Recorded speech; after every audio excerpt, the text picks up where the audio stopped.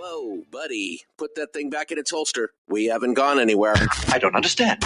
Check out the MichaelDukesShow.com for information on how to get access to the podcast. Welcome to the party, pal.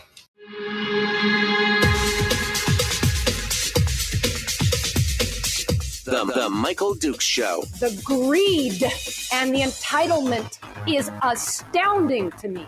What more could you want from a low-budget radio program? This is a dumpster fire. That was just BS. It is time to get a new perspective. We know just what you need, and we've got just the cure. Open wide and prepare for a steaming hot cup of freedom. I just don't fathom it.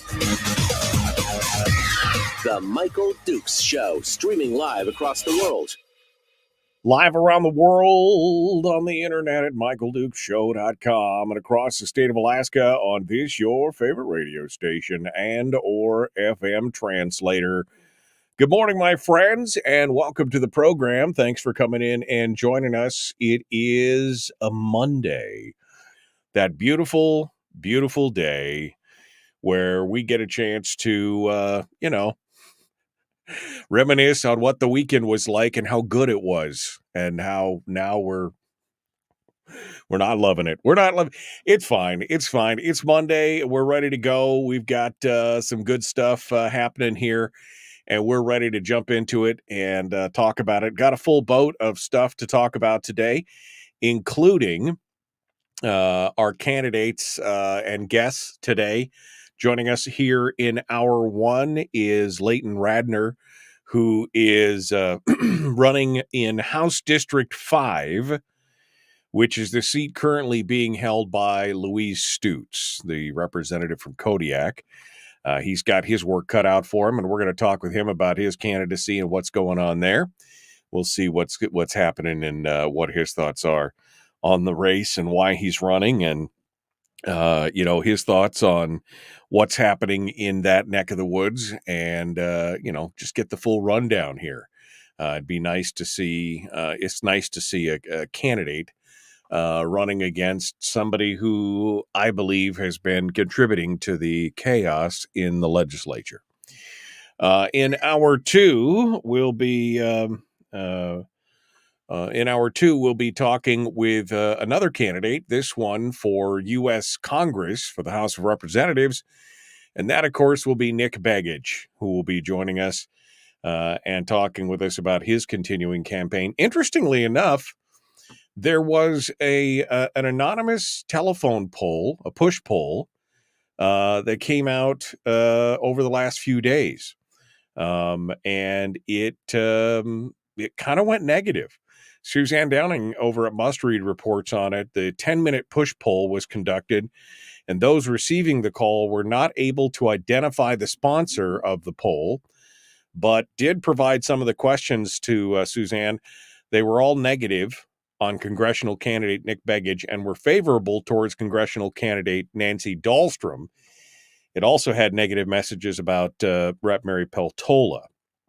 There were questions including ones like, if you were aware that Nick Begich has no Alaska employees, would you be more or less likely to vote for him?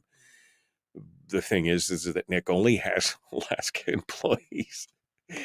It said, if you were aware that Nick Begich has millions of dollars in dark money, would you be more or less likely to vote for him? But of all the candidates, Nick has the least amount of campaign cash from all three of the major candidates. Peltola is the one with about $10 million in dark money.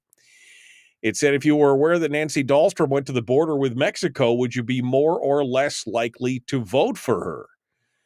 Dahlstrom had visited the Texas border last month with several other congressional candidates from other states. The poll may have been conducted by Dahlstrom's campaign or an independent group supporting her, or it may have actually even been done by the campaign of Mary Peltola, who would probably rather run against Dahlstrom and take Begich out of the contention in August, because Nick has repeatedly said that if he does not come in number one on the Republican side of the ticket, if he comes in number three, he will drop from the race after the primary to prevent what happened last year with the ranked choice runoff between he and Sarah Palin. Either way, it looks like Nick is the one that everybody's gunning for. In the analysis done by Decision Desk, which is the ones that kind of keep track of these races, a Republican in the Alaska race has a 53% chance of winning versus Democrat Mary Peltola, who's polling at 47%. And so looks like Nick is the one to beat in this race. And so expect more kind of dirty tricks to be pulled out of this as we go. I mean, that's just nutty. I mean, to put things out there that says, I mean, they do it in the form of a question, right? They do it in the form, if you were aware, if you were aware that Nick has millions of dollars in dark money, would you be more or less likely to vote for him? They're not saying that he does have millions of dollars, but it's this sneaky implication, right? If you were aware that Nick Begich had no Alaska employees, would you be more or less likely to vote for him? That is some dirty pool.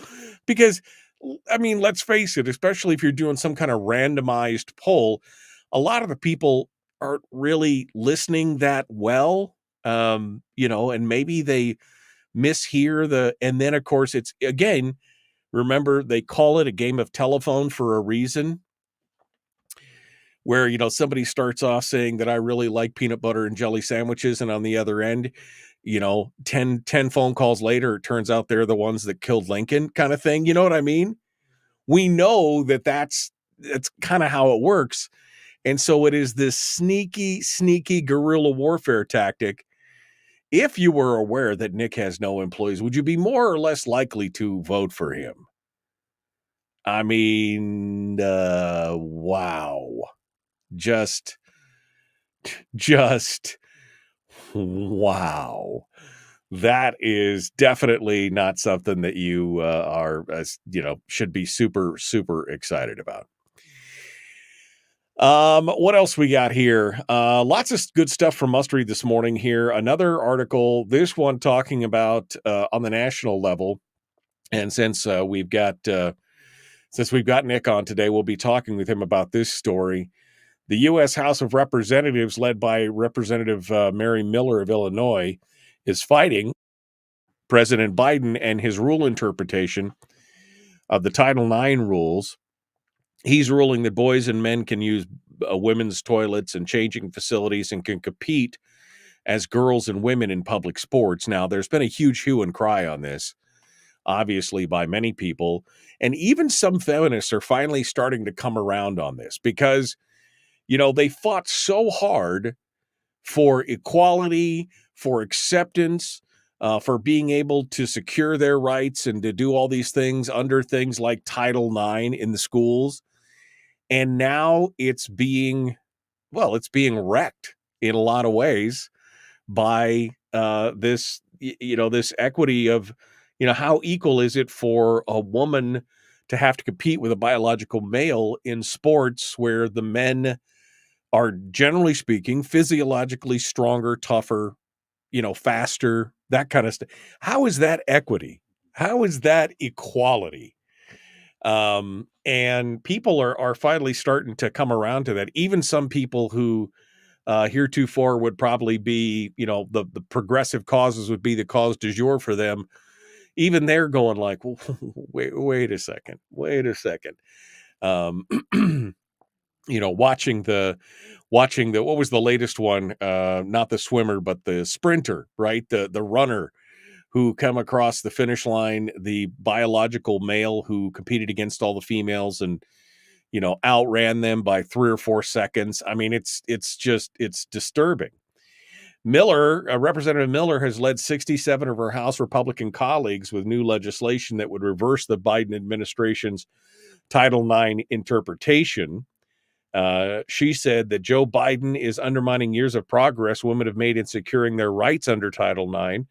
For more than half a century, Title IX has protected women and girls, ensuring they have equal opportunity in education. However, the Biden administration is putting our girls at risk by allowing men to access women's and girls' bathrooms and locker rooms. And this divergence is a blatant violation of the protections which Title IX was meant to guarantee. And it undermines the very foundation of women's rights and security in their private spaces. So she's talking specifically about the bathroom situation, but I just find it more and more amazing that people can look you in the eye and say that it's okay when a biological male who wouldn't probably be able to hack it in the arena of the men's version of the competitions, for whatever it is, be it swimming or running or, whatever, but is more than happy to dominate the women. And I do use the word dominate in a specific sense for this, because that's essentially what they're doing. And I am super shocked that more women, especially progressive women and feminists, are not up in arms about this. That, it's supposed to be for equity and equality. But again, this is the conundrum that is the left in many cases eating their own, where they've got all these competing causes, and all of a sudden now they've got so much going on that one part of the movement is now at odds with another part of the movement, and nobody really knows what to do. Unless, of course, you kind of have some common sense on this and you realize that men competing in women's sports is a real problem, because they will dominate every time. I mean, without exception, 99 times out of 100, a man will always dominate a woman in those regards. And it's frustrating. It's very frustrating to watch. Luckily, I don't have girls in school anymore, or girls who are into organized sports at that point. But for those who put their heart and soul into it and exercise their minds and their skills and, do all this stuff and put all that work in it, to have them defeated in this way is, it's just discouraging, and it's disgusting, quite honestly, in the long run. And I like to see what would happen here. With this, the Republicans have filed similar legislation to this in the past. What Rep. Mary Miller is putting forward, and while they got it past the House, it died in the democratically controlled Senate. In 2023, the Protection of Women and Girls in Sports Act passed the House, with Mary Peltola voting against it. So we already know there's one reason right there. Maybe we should move on from that. And I guess how much time do I have here? I don't know if I have time to talk about this. This is an interesting thing. With the Department of Civil Rights, within the Department of Education, speaking of these Title IX things, they went back and they found out they're doing some different things, and they're recapping what happened in 2023. The branch of the education agency that enforces the federal funding statutes tied to the civil rights said that out of the 8,151 complaints that are related to alleged sexual discrimination, out of those 8,151 of them, 5,590 of those complaints came from one person. One person in a single year filed 5,590 complaints with the Department of Education. They would have had to file an average of over 15 complaints every day, including weekends and holidays. That means that 2/3 of all complaints in the country came from one person. That's lawfare. I mean, that's lawfare. I want to dig down deeper into that one. I want to talk a little bit more about that one as we, that's crazy. But that's all back to the whole Title IX and now, which way were they filing when they were filing for discrimination? Was it against boys in sports or was it something else? I don't know. It doesn't go deeper into that. I'm going to dig into this story a little bit more because this is an interesting take. All right, we're coming up. Leighton Radner is going to be joining us in just a moment, candidate for District 5. We'll return in a moment. The Michael Duke Show, Common Sense Radio.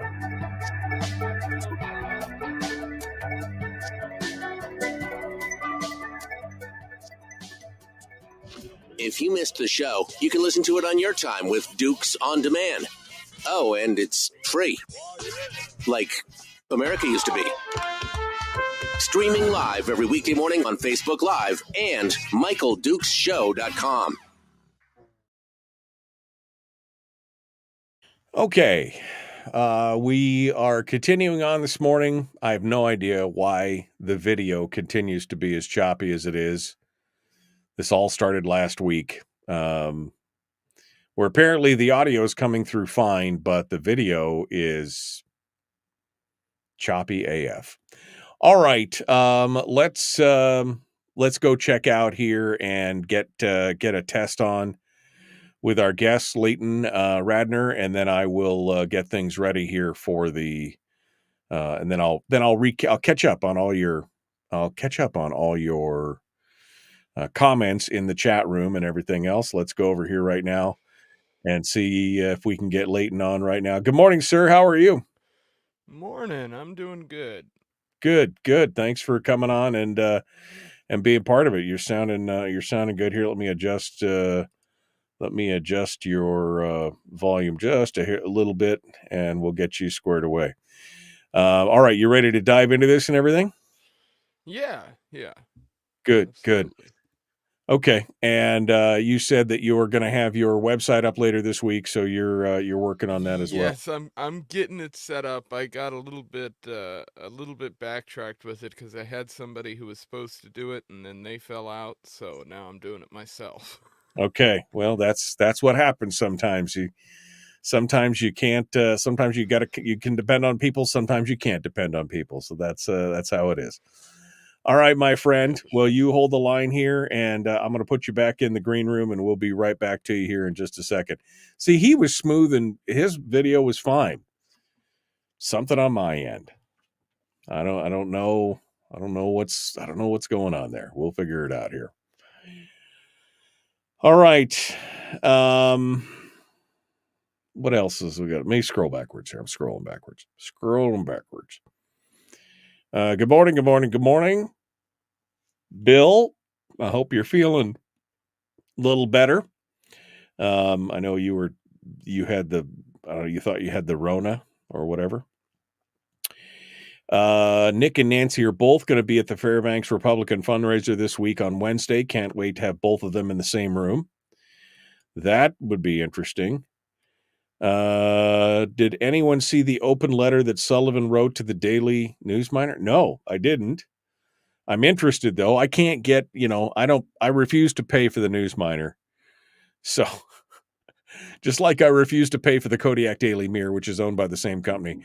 I mean, they won't even let you read one single story. I mean, and that's about it. I need about one story a month is about what I need out of one of those papers. And I refuse to pay the $100 a month or whatever it is. I don't even know how much. It's $100 a year.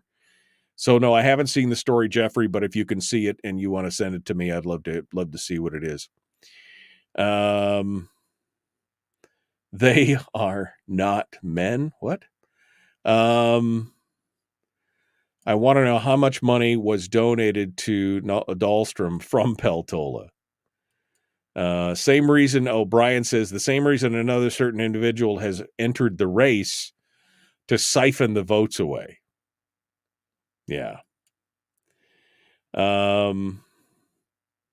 Nancy is not in the race to win, says Jeannie, just to steal the votes, said Terry. And then Donna says, why don't we just eliminate the Federal Department of Education? I mean, I'm not disagreeing with you. Not disagreeing with you.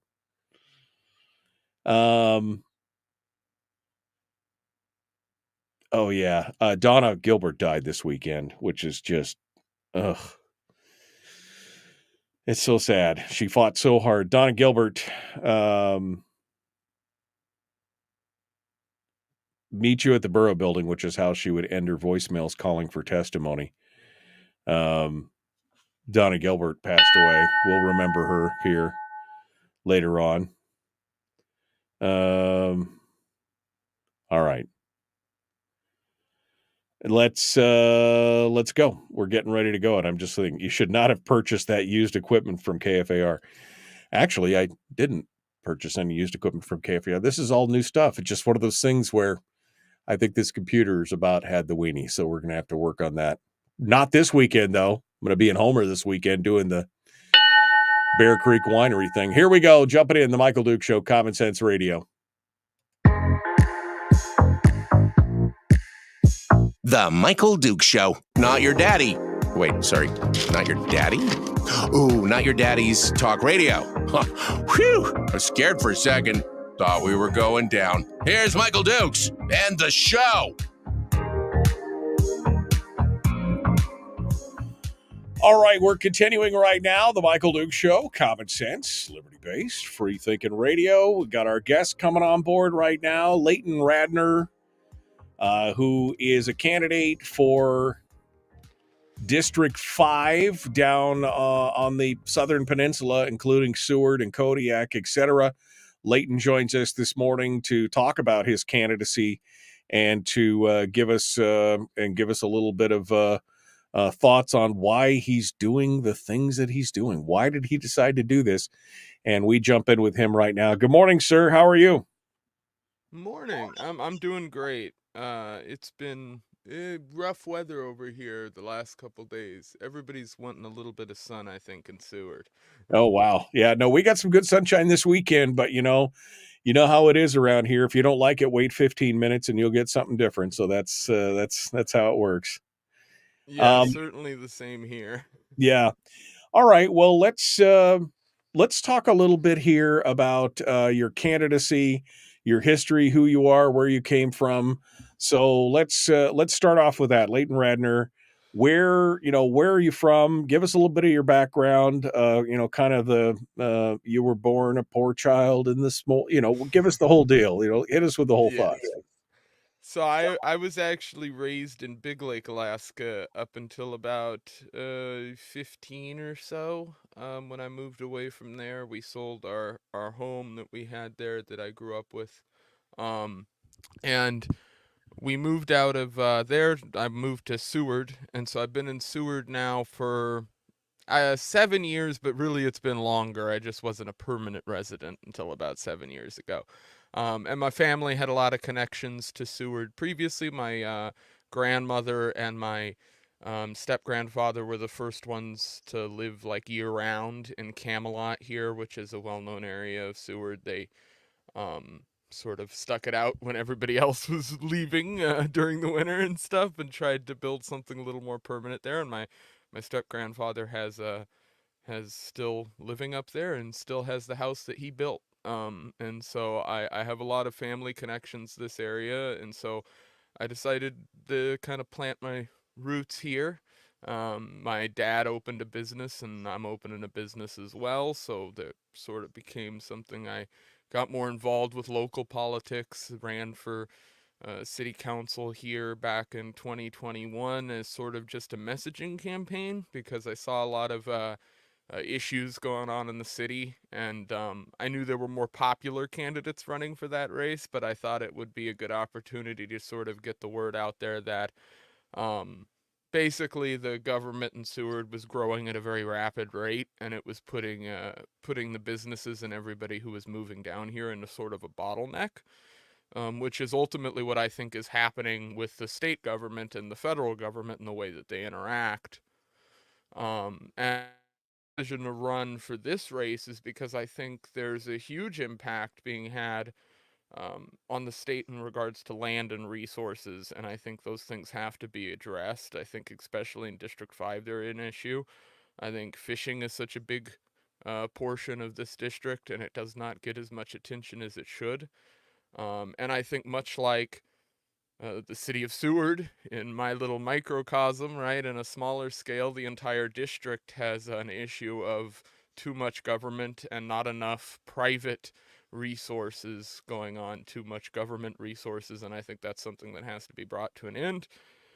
And frankly, I think my competition has been in place for a long time and had an opportunity for a long time to do that and hasn't. She's been uh, basically as close to a big government Republican as you can get, and I think that's ultimately the worst kind of Republican.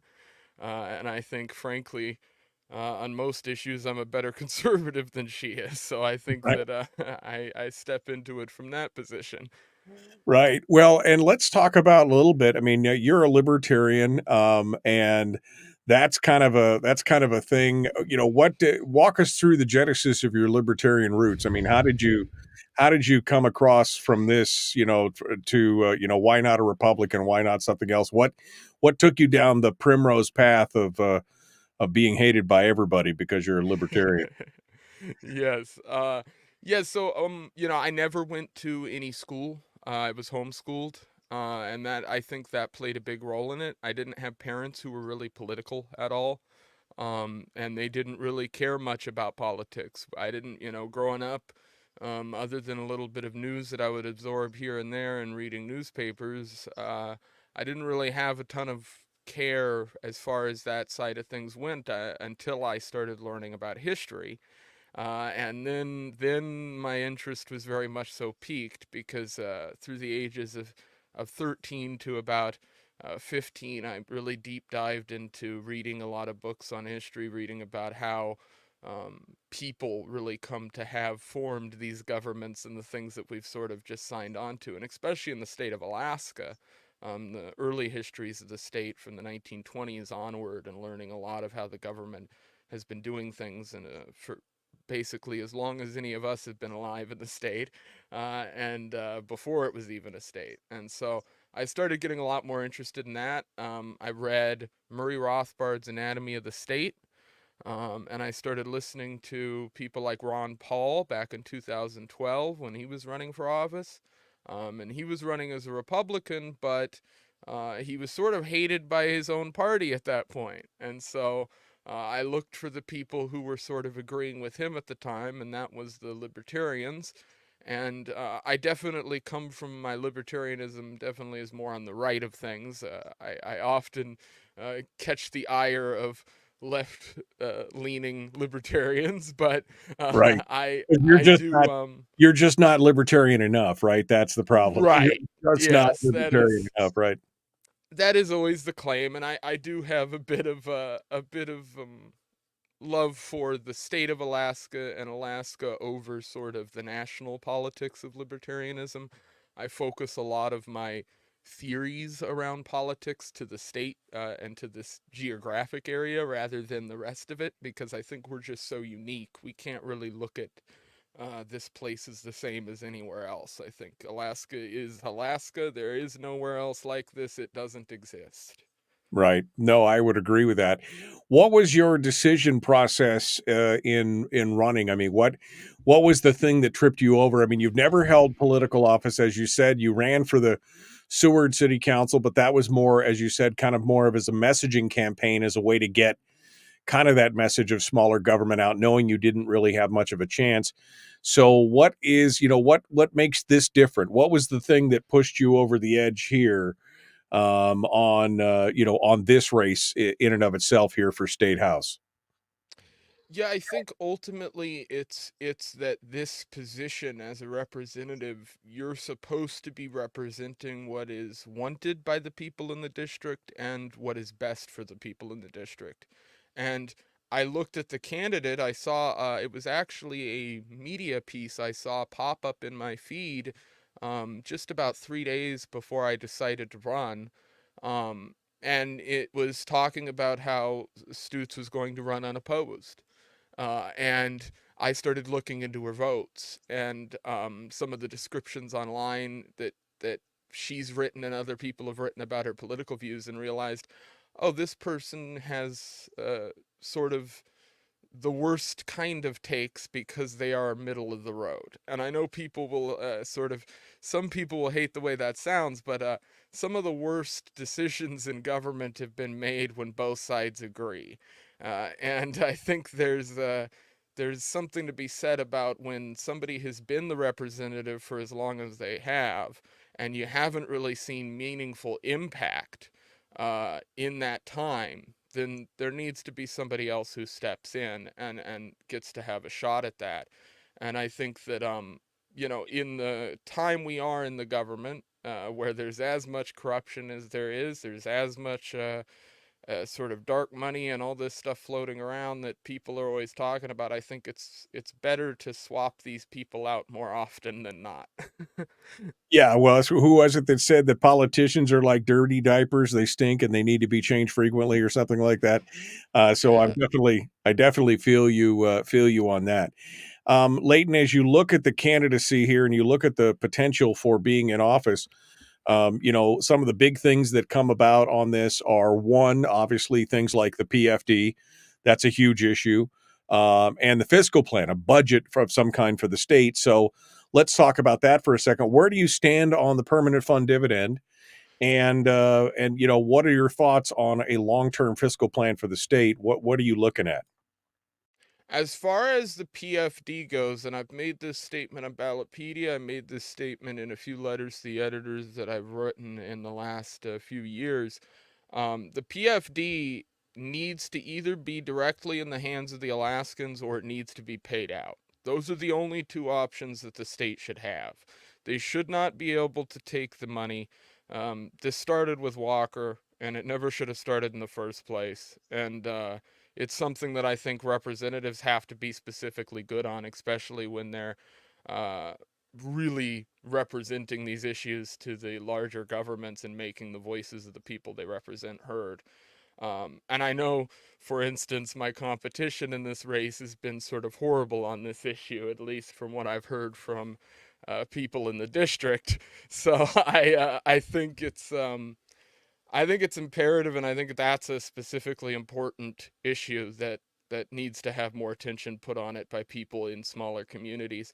And I think as far as the fiscal stuff goes, my ultimate goal is to cut as much of spending as I can.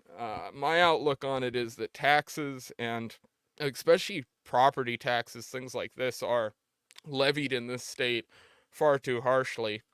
And I think that the reality is the government in pretty much everywhere you go in Alaska is bloated in spending and just about everything they do.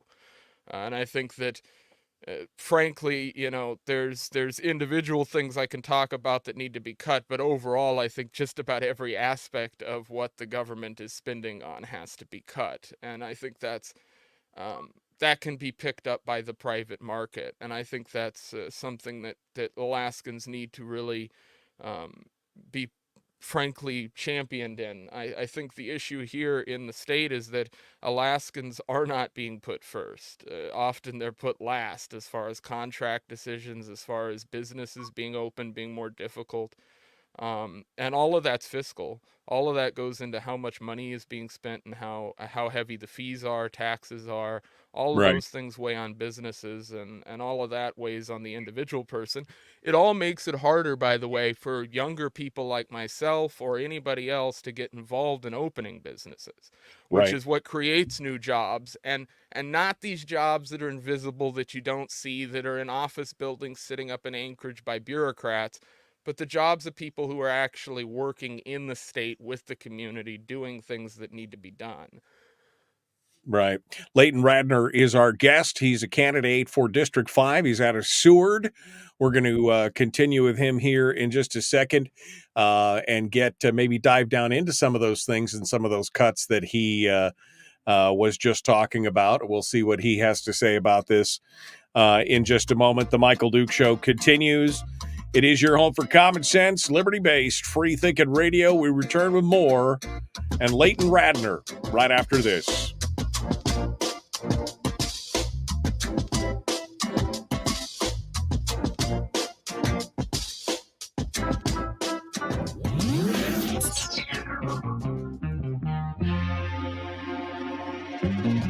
listened to by more staffers in Juneau than any other show, because their bosses told them to. And after what they just heard, oh man, they're going to be pissed. You're a bad, bad man. The Michael Duke Show.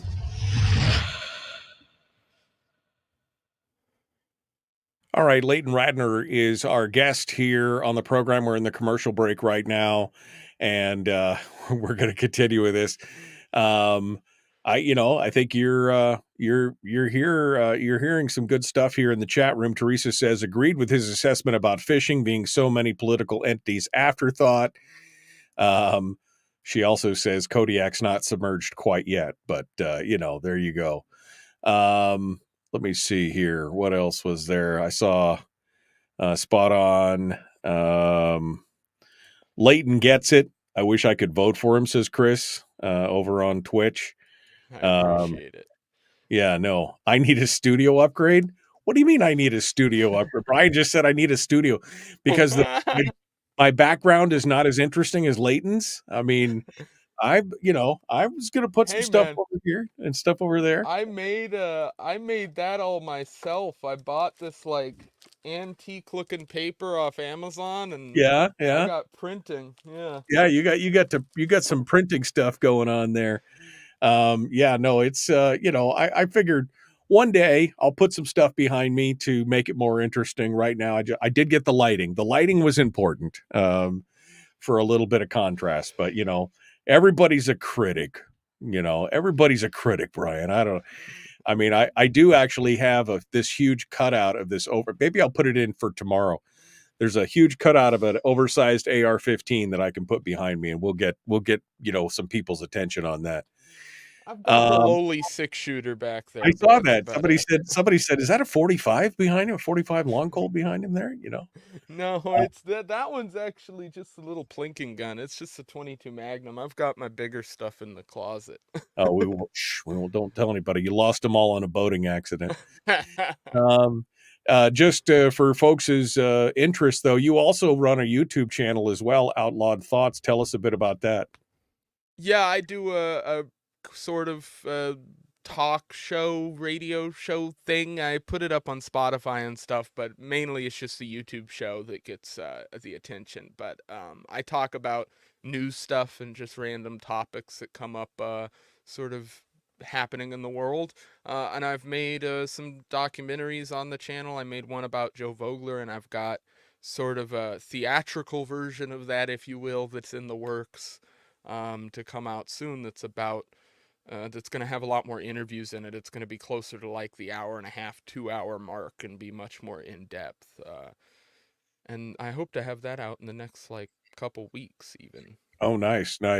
Yeah, I know that you and I have had some discussions about Joe Vogler in the past, and you're fascinated with what happened with Joe and everything that went down there. So you've got a bit of Alaskan history under your belt on that one. Yeah, his story, and really I've looked a lot into many of the stories of disappearing politicians in the state and disappearing individuals in the state, people who have and not only that, but just sort of the activity no one really talks about in the state of Alaska, stuff like back in the big oil boom days, biker gangs and mafia involvement and all this stuff that people don't really talk about now that went on. Something amazing, for instance, if you're anybody in Seward or who knows Seward, this is a historical document here because you can't find this book. But this is a great book if people out there can find it, or maybe have family who've ever been to Seward who might have a copy of it. But a book like this will talk about stuff like that. This is a book called The Sinful Town on Resurrection Bay. Oh, wow. And this was written by a World War II veteran who lived here in Seward, and it's about the history of Seward in the early 1920s and the early history. If you're local, you know that book because it's a sort of town thing. If you talk to people in Seward, that copies of that book were bought up and destroyed, and that's why there aren't many of them out there. Because the guy who wrote the book sort of names names. He talks about the families and the people who were in Seward. It's a tell-all. Really, yeah, yeah. Nobody wants it. So they spent all the money, bought it up. He made a bunch of money, then they burned it because nobody wants the secrets out there. Yes. So there's some stuff like that I like to collect. I collect a lot of weird history stuff. I have mining maps from the 1920s, and Right, I've right. got historical photograph collections and random stuff like Yeah. that. Anything to do with history, I'm very interested Well, in. I have history is been since I was important. very young. They Yes. said that those that fail to learn the lessons of history are doomed to repeat it, and those that know the lessons of history are doomed to be completely frustrated by the idiocy that they watch being repeated over and over again. Yep. That's the problem there for sure. All right, Leighton Radner is our guest. We're going to continue with him here. We're ready to go here. We're going to jump back into it and continue this discussion with Leighton. Please like and share the show, like and follow the show, and we will continue on. I'm actually going to hit Leighton with a good question here right out of the gate before we get into his details on the cuts. So stick around and tell your friends. Tell your friends. Bring a few kids. Here we go. Let's do it. The Michael Duke Show. Not your daddy. Wait, sorry. Not your daddy? Ooh, not your daddy's talk radio. Whew. I was scared for a second. Thought we were going down. Here's Michael Dukes and the show. Okay, welcome back. Leighton Radner is our guest. He's a candidate from Seward running for State House in District 5 against the seat that Louise Stutes is currently holding. Leighton, you said earlier when you were running for the Seward City Council that you were doing it more as not a protest, but as a way to get the conversation started. You knew you didn't have much of a chance, but you wanted to at least inject some of your kind of libertarian thought process and smaller government thought process into discussion. So the question now is, do you have a chance now in your mind? And is this more about getting the conversation started, or are you in it to win it? I think is what people really probably want to know. Right. So I think absolutely I am, and I think I can break that down based on even numbers. There's been, because Louise Stutes has been involved in a lot of races, we know some of the people that have raced against her and the numbers they can put up. And I think that it's been made clear that, for instance, when a Democrat ran against her, he was getting about 35%.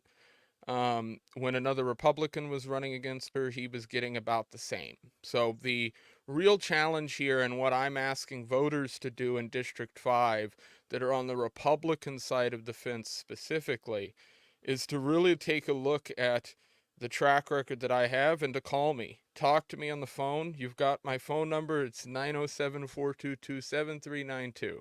That is my cell phone. You can call me anytime and talk to me about the issues here in the state. But I think that I think there's a reality in which we can sit down and talk about these issues, and I am guaranteeing you that I am going to come out better on those actual issues that Republicans have in the state than this person will. And to the people on the left, I will say that on some of these social issues that are so contentious in the state, I would probably favor a lot of the arguments they give up. And so I think there's an argument to be made that I can sort of bridge the gap between those sides, but I can also bridge the gap in a way that is anti-federal government and anti-big government, which this candidate isn't, which I think Right. is the big difference. Right. Well, let's talk for a minute about I'm getting some echo now. Let's talk for a second here about you were just talking about reducing the size and scope of government, and you had some ideas for where those cuts could be made. You said, you're one of those guys that likes to, kind of put it to the bone. But you have some ideas of where government could be cut, although you did say overall is kind of the goal. So where would we be cutting government in your opinion? Where would you think that government should be cut? So I look at it more as an issue of what the government should be funding and shouldn't be funding. And the way that I've broken that down in the past is by saying there's basic infrastructure roles that the state government has taken on that they have to keep going, because at this point they have put themselves in a position where the private Private market can't take it over at this point. The state has basically taken ownership of these things. I talk about that often in the way of like sidewalks, and roads and these issues around Alaska that affect District 5 hugely, because the highway, for instance, that runs to Seward is one of the most dangerous, and it has all these different issues, and maintenance on it is horrible in many ways. Anybody who drives that road knows that. And the construction contract bids for it are insane, different things like that. But overall, I think infrastructure is one of the more important things that the government here locally has to do in the state. Um, in regards to, education, for instance, that's one that's a big sticking point, I think. But I think the government has a duty here in Alaska to emphasize teaching children, much in the way, frankly, that I was as a young kid, which is being taught at home and being taught sort of what Alaskan culture is supposed to be, what it is, what's important about this state, and not only that, but um, again, the history of stuff, right? I feel like that is something that's lacking in the education system, and I think it shows in Right. the numbers. People aren't getting good educations in the state of Alaska. Any parent here, I have 4 brothers, so I've watched 3 of my younger brothers all go through, in part, the school system here in my town of Seward, and I can tell you that the school system here is garbage. I have friends in Anchorage who go to school. They'll tell you the school system's garbage. So it's all over the state. It's not an education system that is built on educating Alaskans. It's an education system that's built on educating people in the lower 48, and creating workers and basically people for a government system. I think Yeah. that that's something that shouldn't be really being funded, in my opinion. I think that funding should be going to people who are educating on their own terms. And if it is, this is why I've always backed things like the voucher programs and stuff, because I think it gets people away from the public school systems, and I'm definitely for that. But at Right. the same time, for the parents that have no other option, and that is the case in some situations, that it has to be funded. But I think it needs to be funded on a much more localized basis and not being debated in the terms of, well, we have to have more spending than we had last year, right? This is Right. something Dunleavy made apparent in his talking about the issue that I think was correct in a way, which is, if the results you're giving us are poor, then why would we be giving you more money? If we're pouring more money in the system and the results have never gotten better, the answer is not just to keep the spigot open. Right, exactly. No, and that, I think, that raised a bigger question, and you kind of touched on it here, which is, what are we teaching the kids? We're not teaching them how to think. We're not teaching them how to reason. We're not teaching them critical thought. We're not teaching them, reading, writing, and arithmetic and how to learn. Instead, it's become rote. It's become indoctrination. It's become a lot of these other things instead of the, logic, rhetoric, and reason, the triumvirate of what we should be teaching kids and allowing them to learn for themselves and find their own course in those things, giving them the basic tools needed. And instead, it's become more, as you said, about creating worker bees, about creating employees, about creating people who follow orders, about people who can't think of something critically or analyze things. And I think that's a huge part of this problem. Yes, and it is an issue of really, I think, the public education system as a whole. I don't think there's a state you can go to where it's working great. I don't think there's a place you'll find it where it is doing what it says it's supposed to do completely. And I think that's something Alaskans understand. When I talk to them, people who have kids in the public school system, I talk to my brothers about when they were in school and these situations, and they all the kids, seem to understand that it's not great either. And something I've often done, I did this with high schoolers in Seward, and I'm going to be recording a video where I sort of do this soon. But you know, talk to people in your neighborhoods, especially in these smaller communities, and find out what they know. Right. Talk to people in your community and find out how knowledgeable they are. Some of these kids I've spoken to that are coming out of high school, I volunteered and did some work around town here, and I talked to kids that were 17, 18, coming out of high school that are, I mean, I can ask them random questions about history, random questions about science or about mathematics, and they don't know how to even form an answer to the questions. Right, And right, I think that's a big problem because, when I was, and this is something I think is an issue in the homeschooling, by the way, because right. a lot of what the homeschooling has become is here's a curriculum, which the state created anyway and confirmed anyway and gave to you. And so you have to get away from that if you're homeschooling. You've got to build your own curriculum, get the kids learning something that you've put together, or find somebody that's doing something um, more away from the state curriculum, because I think Right. that stuff is bad for the kids. It's not teaching them what they need to learn. I started a segment that I was calling "Doomed" because it was man on the street interviews with these kids who basically had no idea. When was the Civil War? Who fought in the Civil War? When was the War of 1812? And just that's a real problem for sure, 100%. All right, we're down to about the last just under 2 minutes here, Leighton. And I mean, we could have done the whole hour on this one. I'm sure we'll have you back here and talk more about it. If you don't have a website up, you just said that it's coming up this week. But if folks want to find out more, you gave your phone number, so feel free to give it again, and then give us your elevator pitch for why people should vote for Leighton Radner for District 5. So my phone number 907-422-7392. I do have an email that's leightondistrict5@gmail.com. And then if you just search my name on Facebook, you can friend me there and I will friend you back and we can chat on there as well. And I'll be putting updates about the campaign there as well. Right. And then, yeah, my sort of elevator pitch is that I will be a better representative of both Republican and Democrat sides in this district, and I am the only candidate running right now in District 5 that understands the corruption of the federal government, why that affects the state government, why we need our land and our money to be left alone, and why we need government out of our lives. Absolutely. And of course, you said friend him on Facebook. We all know that there are no friends on Facebook. It's all frenemies. It's all frenemies on Facebook. It's like that's how it is. Leighton Radner running for House District 5. We will have him back because I want to get down into the minutia of some of these things, especially fiscal plans, talking specifics, and more. Leighton, I appreciate you coming on board, my friend. Thanks for being part of it today. We look Thank forward to you. it. And when you get your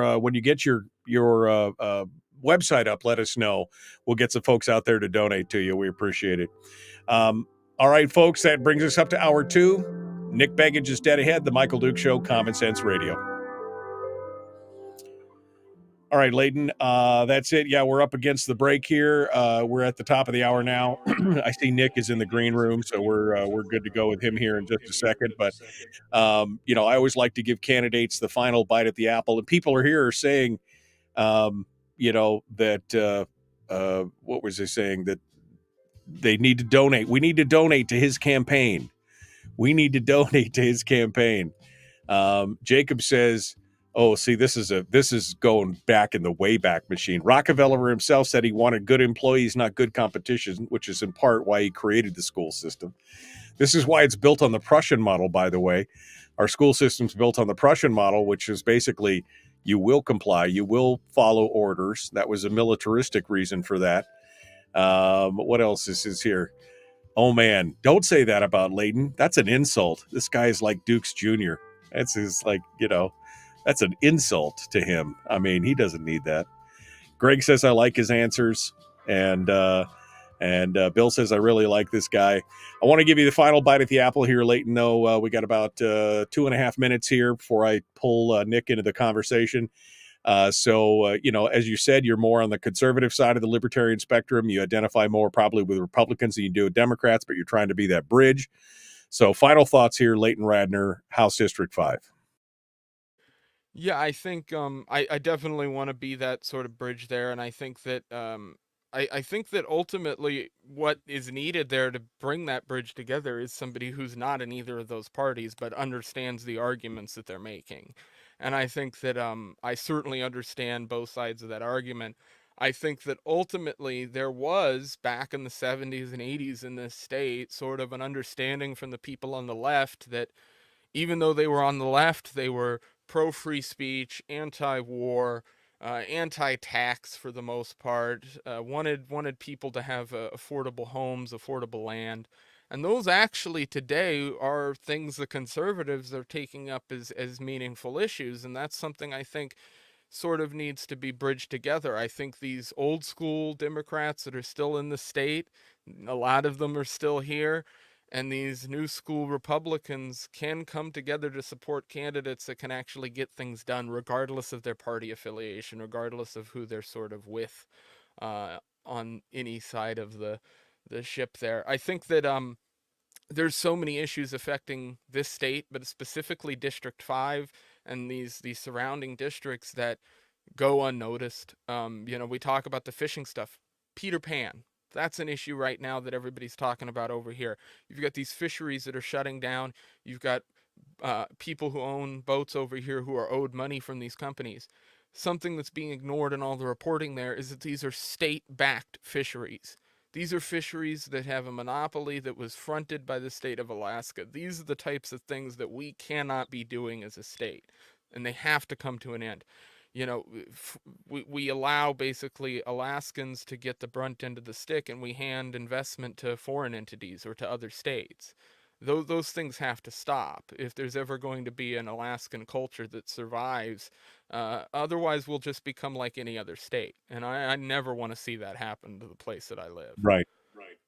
No, I totally agree with that, and I appreciate it. Again, the appreciation of history. You and I are very similar in that way. That at a very young age, I was very appreciative of the history of this country, and I could see how we slowly but surely have turned away from that course of learning from it. And in fact, at this point, we're now revising our own history to whitewash some of the things that were quote unquote bad. Some of it is bad, but some of it, again, it's history. We should learn from that. We should point back to those and not whitewash them, but say, see those mistakes we used to make? That now we're better than that. And people seem to forget about that kind of stuff. But here in the state, I never want to see this state go the way of, God forbid, a California or anything else, let alone a Montana, et cetera. But that's the horror story right there. And only through our history will we keep those things together. I think the other thing too is I'll be the only representative that I can think of that'll be talking about getting federal land back in the state of private citizens in the state. The fact that 60% of this state is owned by the federal government isn't just criminal; it's insanity. And that number's low, by the way. It's Yes. more like it's 74% owned by the state, 20 or by the federal government, 24% owned by the state, 2% owned by the native corporations, 1% in private hands. 1% of the state of Alaska is in private hands. That's the number that people should really want to change, the number that needs to go up is that private ownership number. When everybody is out there talking about how they're paying to rent an apartment right now in Seward, Alaska, you need to have $1,600 a month. That means to move into a place, you're talking about having $3,500 basically sitting in your account. Most Alaskans don't have that. That's the reality. Yep, that's it. That's 100% true, especially with the mortgage rates and everything else. It's just getting tougher and tougher, especially, as you said, for people of your age who are seeing that problem. Leighton Radner, we're going to have you back, not just as a candidate, but we'll have you back on for a little bit of outlawed thoughts here every now and then. Let's bring you back on. Leighton, thank you so much for coming on board and being part of it. We really appreciate you being here today. Thank you. Thanks for having me in. All right. Leighton Radner, let me grab this other call. Whoa, look at that. There he is right there. Mr. Nick Begich, candidate for U.S. House. How you doing today, brother? I'm doing well. How are you doing this morning? Not too bad. Not too bad. Good to see you this weekend out there walking the streets in Palmer. You're doing some good work there. And the only candidate. You were the only candidate, I think, in the whole parade. So is that wow? Yeah. Well, we had a great turnout. We had about 30 folks walking with us in the parade. It was a lot of fun. Thousands of people lining the streets out in Palmer for Colony Days, And it was actually a really great day, one of the best days of the summer so far. So Yeah, it was absolutely. All right, well, hold on, Nick. I'm going to pull you back into the green room. We're going to do this thing. The Michael Duke Show, common sense, liberty-based, free-thinking radio. Hour 2 is right now. Don't go anywhere.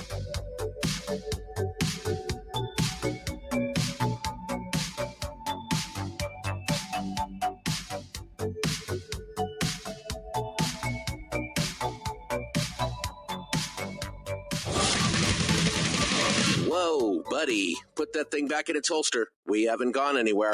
I don't understand. Check out the MichaelDukesShow.com for information on how to get access to the podcast.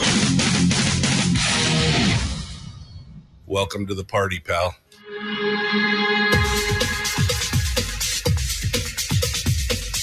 The Michael Dukes Show. The greed and the entitlement is astounding to me.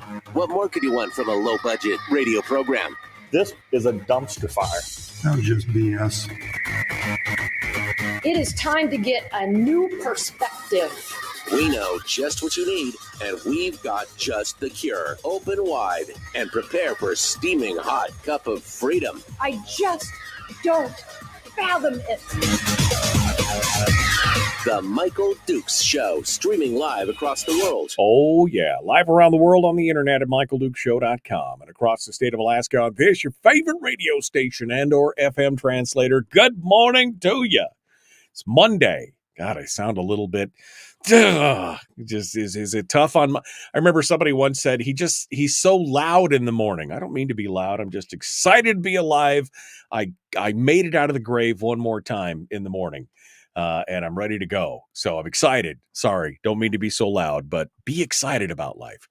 Hour 2 of the show, we just finished up with Leighton Radner, who is running for House District 5. It was a great shirt. Great show in the last segment. And if you missed it, you can go back and listen to it on the podcast. But now we're going to dive into it on more of a national level. We're going to talk with candidate for U.S. House of Representatives, Nick Begich. We're going to be checking in with him here and getting his take on pretty much everything that's going on in the world of politics, woodticks, lunatics, the whole deal. Let's jump into it and get him right now and see what he has to say. Good morning, sir. How are you? I'm doing well. Michael. How are you doing this morning? You know, we're not doing too bad. Aside, technical difficulties aside, we're doing okay. We're getting things rolling. Nick, the race is starting to heat up a little bit. We've seen some stuff. Although I will say it's been interesting. I've seen you more around Alaska than I have seen any of the other candidates so far. In fact, you were not only the only congressional candidate, I think you were the only candidate who was out at the Colony Days Parade in Palmer this weekend. I was fortunate enough to MC the event and to host the parade, and you had quite a crowd there. You had a good 20, 30 people there walking with you, and you had a lot of cheers from the crowd. Looked like it was people were pretty excited about what you had to say. It's you're out there. You're putting the pedal to the metal and walking the walk. I'm glad to see it. Thank you. Yeah, we did. We had a lot of volunteers out there. We counted up 30 folks walking with us in the parade. We had a really cool float, and I just want to give a shout out to the folks who put in the time and effort to bring out the vehicles. We had a really large vintage fire engine out there that we had decorated up, and a really cool Jeep pulling a Veterans for Nick Begich banner. And we had a great time. A lot of kids out there and their parents. If you're a parent, you haven't been to one of these parades. The kids love them because you bring your bags because the candy just overflows. They have fun. Parents have fun. There's rides, and they got fair activities there. So it was a good time, but it was really a good time to meet people. There's a lot of folks, most folks out there don't have time to get deeply involved in the political process. So anytime you can meet somebody where they're at, it's a good day. So you're right. We've been all over the state, traveling, up, down, and sideways, because at the end of the day, you're trying to represent a state that's nearly 20% of the United States landmass. If you're not out there traveling and meeting people, you're not going to be able to do that in DC. It was good to see you, and it's you've been working this campaign since when? Last fall? I mean, you got started 6, 7, July. 8, 10 months ago. Yeah, it's almost a year ago. Almost a year ago. Yeah, and we hit the ground running too, because these are quick terms. Folks, remember, this is just a 2-year term, and so 24 months goes by in a flash, and we are, I believe, as of today, 70 or 71 days until the primary election date on August 20th. And if you don't have that marked down on your calendar, to be sure to vote on August 20th. It is important to vote in the primary. So please mark your calendars and remember August 20th. August 20th is our primary election day. And Nick, I'm assuming that you are making some waves because over the last few days, there's been this anonymous poll that was conducted. Nobody quite knows who it was. Several of the listeners in the chatters in the chat room there said they received it, but it was a push poll that apparently nobody really identified who it was, but they came out with some interesting stuff. And I just got to say, Nick, I find this to be some of the dirtiest pool in politics, this kind of stuff. And I'm going to throw out some of the questions there just so that you can respond to them. But when people put out a push poll that has blatant misinformation in it in an attempt to try and smear somebody, I find that, quite honestly, kind of reprehensible. For example, one of the questions were, and it was about a 10-minute survey. This is one of the questions. If you were aware that Nick Begich had no Alaska employees, would you be likely or more or less likely to vote for him? Now, the fact of the matter is, according to Suzanne Downing, you only have Alaska employees. But the way they asked the question is, if you were aware that he has no Alaska employees. Now, again, this is saying if that was true, but of course, the impression that people come away with is that Nick Begich has no Alaska employees. And the second question was, if you were aware that Nick Begich has millions of dollars in dark money, would you be more or less likely to vote for him? But you have less campaign cash than anybody else, and most of it's small donations. So it's a blatant lie wrapped in a truth that this is some shady, shady, shady stuff. It is very shady, and I'll just respond directly to those two questions that you raised. So first of all, I previously, and I still own a company, a software development company that had 5 offices around the world. And as I ran for Congress, it became abundantly clear I couldn't run that company and run for Congress at the same time. All of my employees have been laid off in that company. I own other businesses. Those businesses, stakes in other businesses, those businesses operate in Alaska and employ hundreds of people in the state.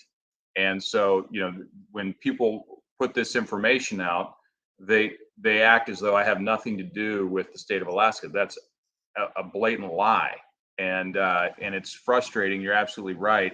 That folks go out there in the environment of politics, they can package a message, sell it to the public in a 30-second ad, and most folks are not going to have the time or opportunity to go spend the 30 minutes or an hour it takes to determine whether or not what they were told was true in that 30-second spot. And they know that. The people putting these kinds of ads together understand that, and they're just trying to move numbers right before an election in order to get a particular outcome, of course. So you've got that issue related to the dark money.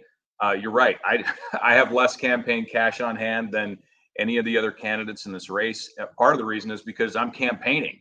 You mentioned it, right? I'm all over the state. We're out here working. This isn't. There's a couple different ways that people campaign. The lazy way of campaigning is to raise a bunch of money and put ads on TV, right? I call that the Air Force.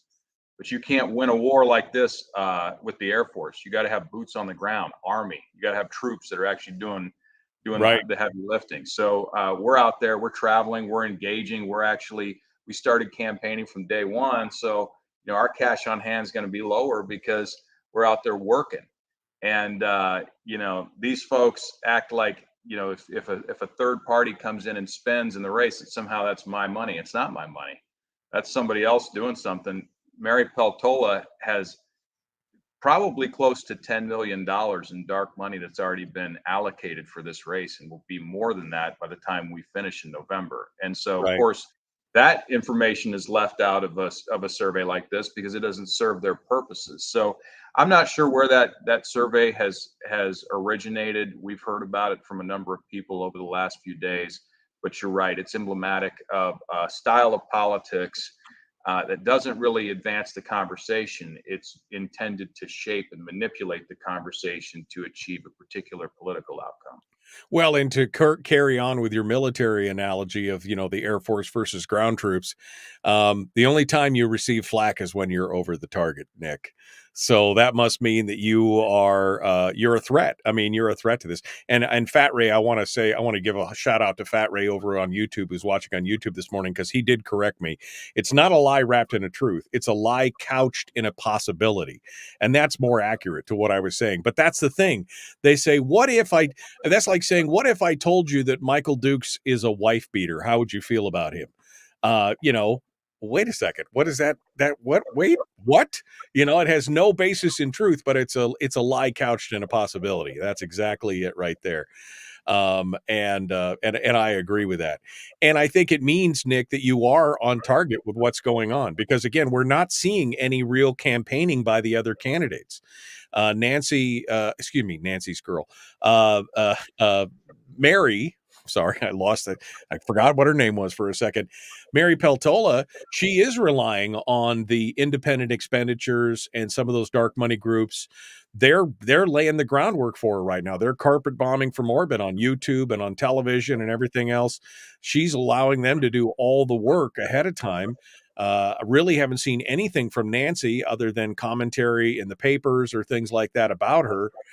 You're the one that's in the communities. You've been flying all over the state. You're engaged with people.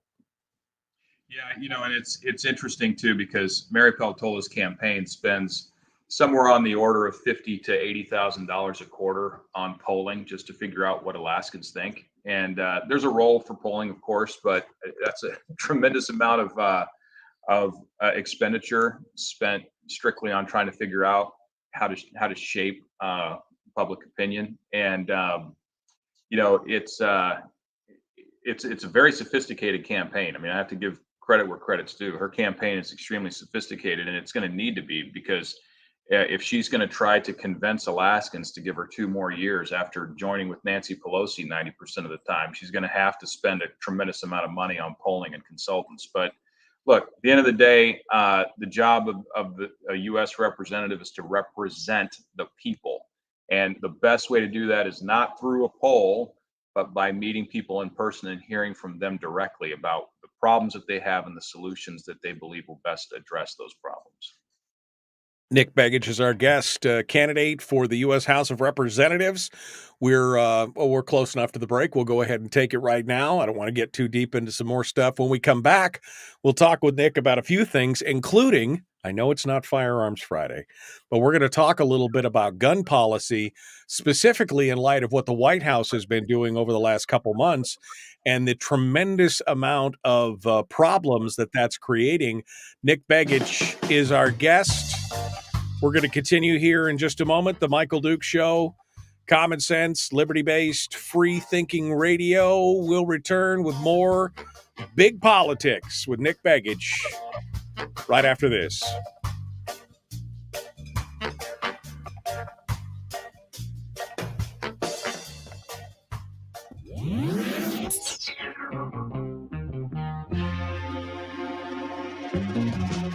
Running on 100% pure beard power. Oh, also some coffee.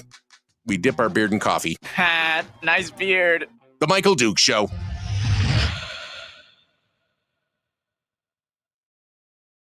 We need to get Nick a beard. That's what we need to do. We need to get Nick a beard so that it can happen. We got to get some Michael Dukes. Like strap on beard with mustache. Go around your ears in the back, and you've got this full Full beard. Full beard. Made from the finest alpaca fur or something, that's even softer than what I've got. No, it's crazy stuff. So Donna asked in the chat room, so what is Nick hearing from people? Nick, what are you hearing from the people as you go out? And again, you've gone out all over the state, all these different districts, urban, rural, villages. What are you hearing out there? I'll tell you, it depends on the people I'm talking to in the region of the state that I'm in. So, for example, if I'm in coastal Alaska, I was in Kodiak here a couple of weeks ago. I'm hearing about fish policy. And this is a common conversation that I'm having with people who rely on the fishery. A lot of folks who maybe are not in the fishing industry they don't necessarily realize in the interior that many of the vessels that fish Alaskan waters throughout the state are actually based in Kodiak, and so it's not just a local fishery that Kodiak serves. It serves the entire state's fisheries. And so it's a great opportunity when you go to Kodiak to hear about a number of the other fisheries in the state and understand some additional layers of the complexity that goes into trying to manage fisheries. So great place to learn about fish policy and hear about fish policy. You go over to the interior and you're talking about mineral development projects like Mancho, which are starting to add a number of jobs locally, really high-paying jobs. People are excited about all the work that's happening up on the North Slope, particularly as it relates to the Santos Pica deposit and other ancillary deposits in that region, and those opportunities.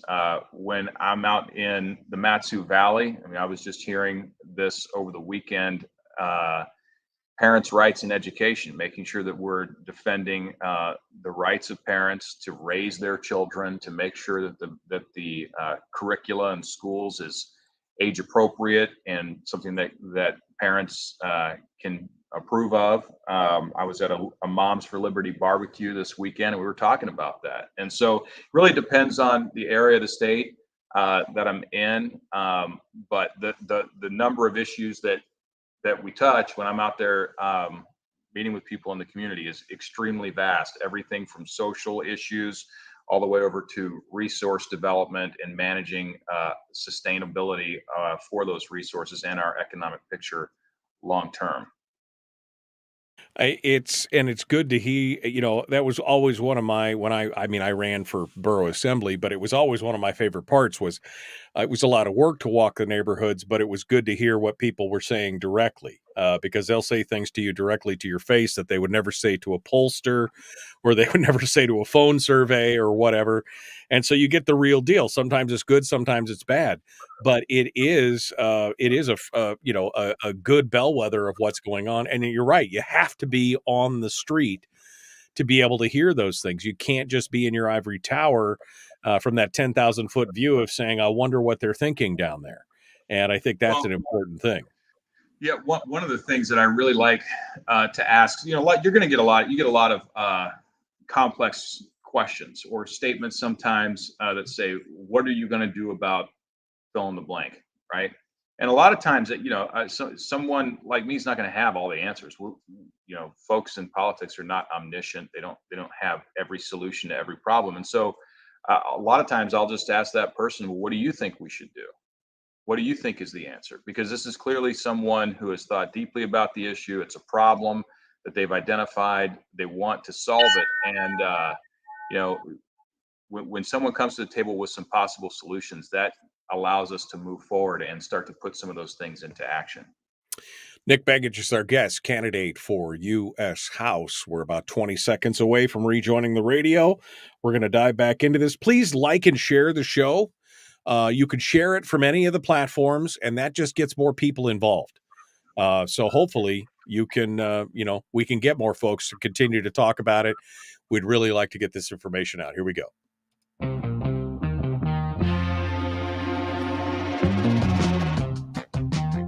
The Michael Duke Show. Seriously humorous with a pinch of intellect. Sorry. That is humorous. Here's Michael Dukes. Damn, he is so mean. can't believe I actually paid him. That's my money at work there. That's some crazy stuff.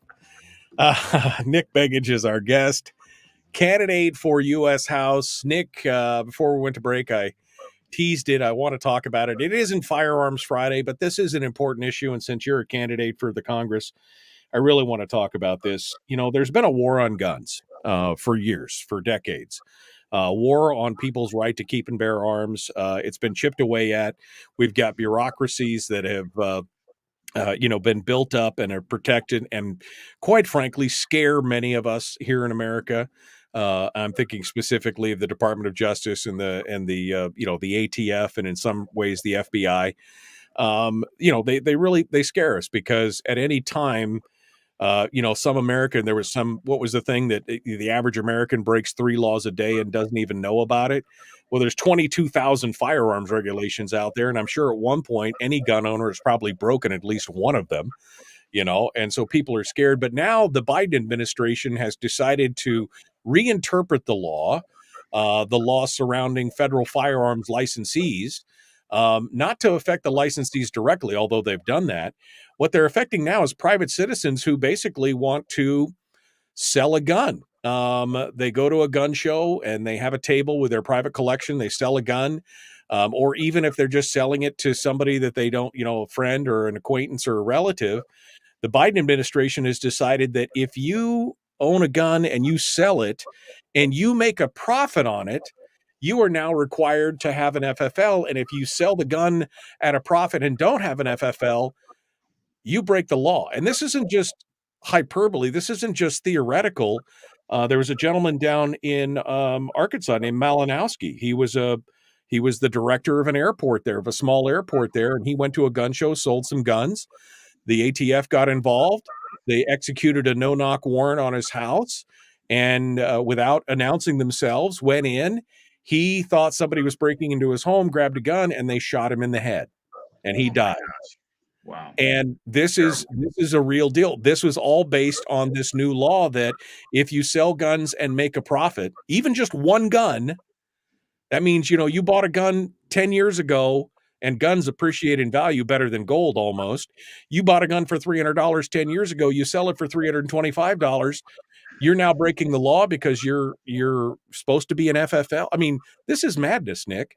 It is. It's total madness. And, I was just over, this is, I don't know, maybe a couple months ago, I was over in Palmer. They have been doing a gun show put on by the Lions for the last 50 plus years. And there are a number of hobbyists that go out there, they set up their tables. They've got their wares.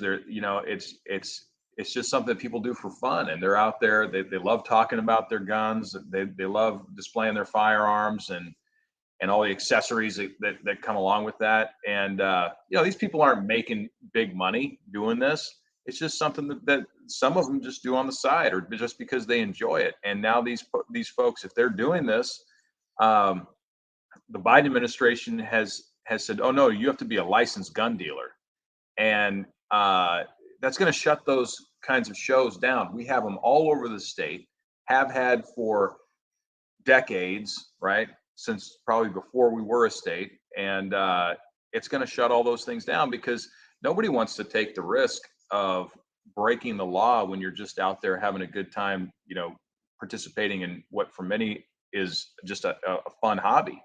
And so this is consistent with what the Biden administration has done time and again across a host of industries and areas of law, where they will make law through new regulation or reinterpret existing regulation and law and force those who oppose them to challenge them in the courts, even though they know that they are likely to lose ultimately. Even if it goes all the way to the Supreme Court, it's going to cost their opposition, in some cases, millions of dollars and years of effort to just get back to the place that they were at.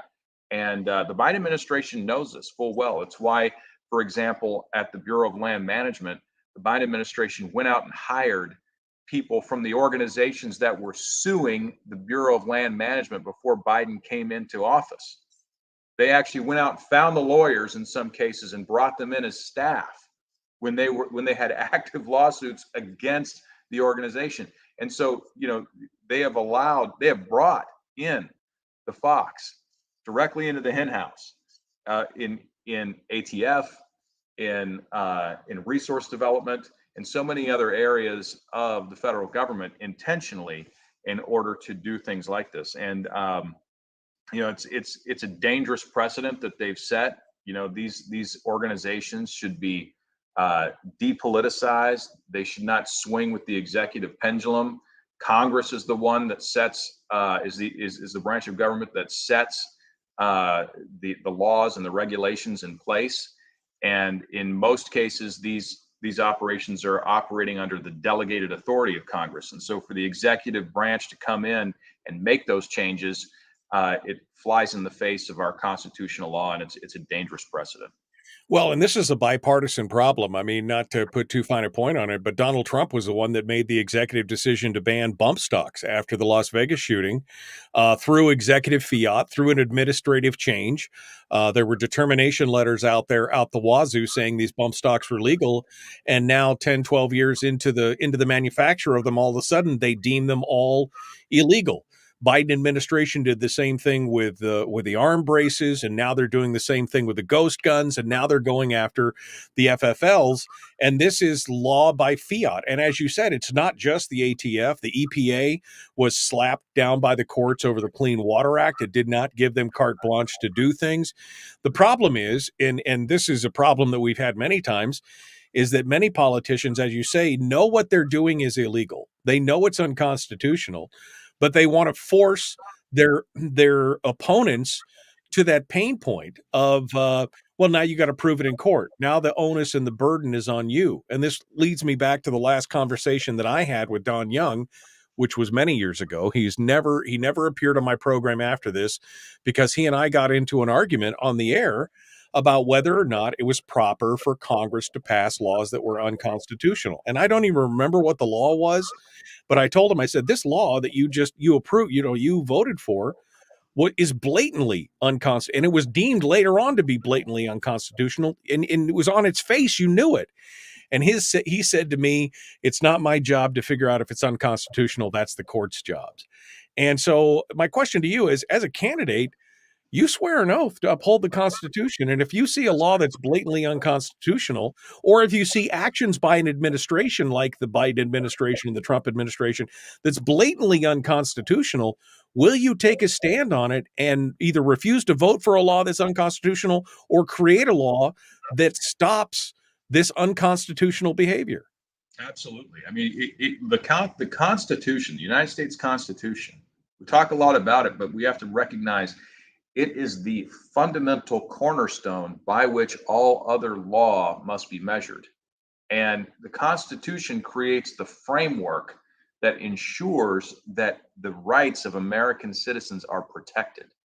And when the Congress attempts to supersede that constitutional authority, they're actually eroding the rights of the individual.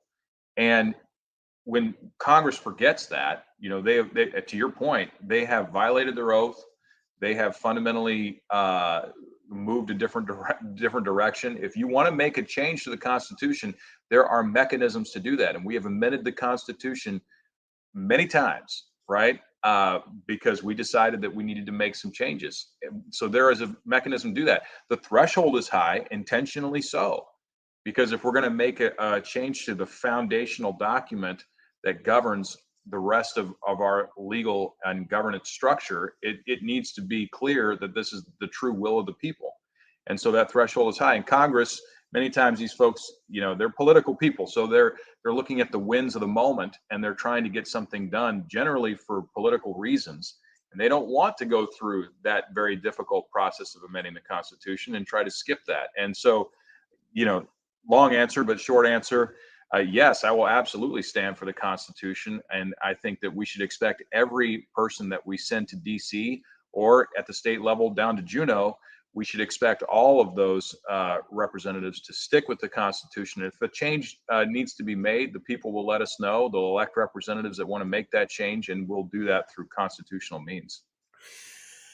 Nick, the big issue on everybody's mind, I mean, as much as I'd like to think it's guns, or as much as I'd like to think it's the war in Ukraine, or as much as I'd like to think it's Israel or whatever, the biggest issue is the economy.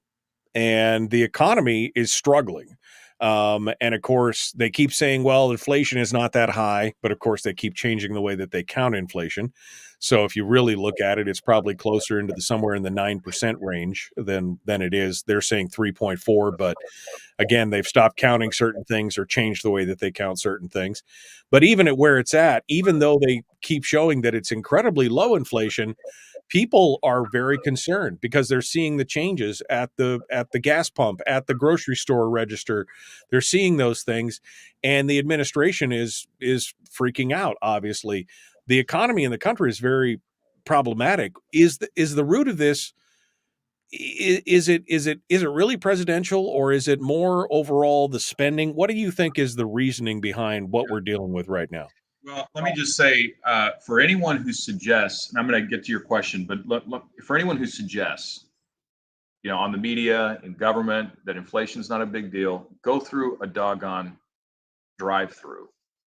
Just go through the drive-through, pick your favorite restaurant, and I won't name any names, but every single one of them. I don't think if you've got a family, you can't get through that drive-through for less than 30, 40 bucks. And let me interrupt you for just a second to say we don't normally eat McDonald's, right? But my wife said one of the kids was with her, like really hankering. So she's like, okay, well, she went to get a Big Mac meal, $16 for a Big Mac meal. I mean, that's it's just one example, but I mean, it's over and over. Every time she goes to Costco, she goes, this went up $2, that went up $2, this went up $1.50. The nose spray, Afrin nose spray went up 35% from $8 to $12. Yeah. I mean, it's just one of those things where they could say it's only 3.4% all they want, but the proof is in the pudding at the end of the month when you look at your budget and go, my grocery bill went up 20%. Yeah, and the left wants us to believe that this is the private sector putting the squeeze on Americans. They say, oh, it's the private sector, and if we just screwed down the corporate greed. Yeah. I mean, they say, hey, we just need to crack down on the private sector, and this will get all under control. No, the problem doesn't originate from the private sector. The problem originates from government. These people don't recognize that it's actually they who created this problem, because what happened was we went out and to be fair, Republicans did this too. Okay, so I'm not laying the blame squarely on Democrats here, although they are certainly to blame right now. But we've got this phenomenon in DC where we've completely lost fiscal discipline, and in order to finance the massive annual deficits, the hole in our budget, we have allowed the Federal Reserve to go out and print money that didn't previously exist in order to buy the debt, because there's no one out there that can buy the amount of debt that the United States government has created. So we create paper out of thin air to buy our own debt. Well, you have this massive increase in the money supply. In fact, something like 40 to 50% of all of the money that circulates today in the economy was created in just the last 5 or 6 years. Think about how massive an expansion of money supply that is. Well, when you have all that excess cash, it's still chasing the same number of goods and services that existed before all that cash was created. So it's going to cause you to have to pay more for the same things. And the problem with that, the biggest problem with that, is that the people who can afford it the least, it hurts them the most, right? So let's go back to your example, that $16 meal at McDonald's, right? Whether you make $1 million a year or you make $30,000 a year, that meal costs you the same. But it hurts somebody who makes $30,000 a year more than it hurts somebody who makes $1 million a year. Because that person who makes $1 million a year isn't going to eat 5 Big Mac meals at once. They're going to eat one, right? And so it hurts people that can afford it the least, the most. And that's the real insidious lie from the left right now, is that it's the Republicans or the folks right of center that are causing this issue, and it's their policies and it's the private sector. No, it's government. And it's the failure of government to balance the books and protect the American taxpayer and the American citizen from inflation. Nick Begich is our guest. I'd love to continue this part of the conversation because spending, obviously, Nick and I are big fans of arithmetic, which apparently Congress is not. We're going to continue this discussion here, and we will return in just a moment. Don't go anywhere. The Michael Duke Show, common sense, liberty-based, free-thinking radio. Nick Begich. You can find him at alaskansfornickbegich.com. Go over there right now. Throw some money his way. Get a sign. How do I get a sign? I don't have a sign. I need a sign. And a sticker. All right, we're going to continue. Nick Begich, our guest, The Michael Duke Show. Common Sense Radio.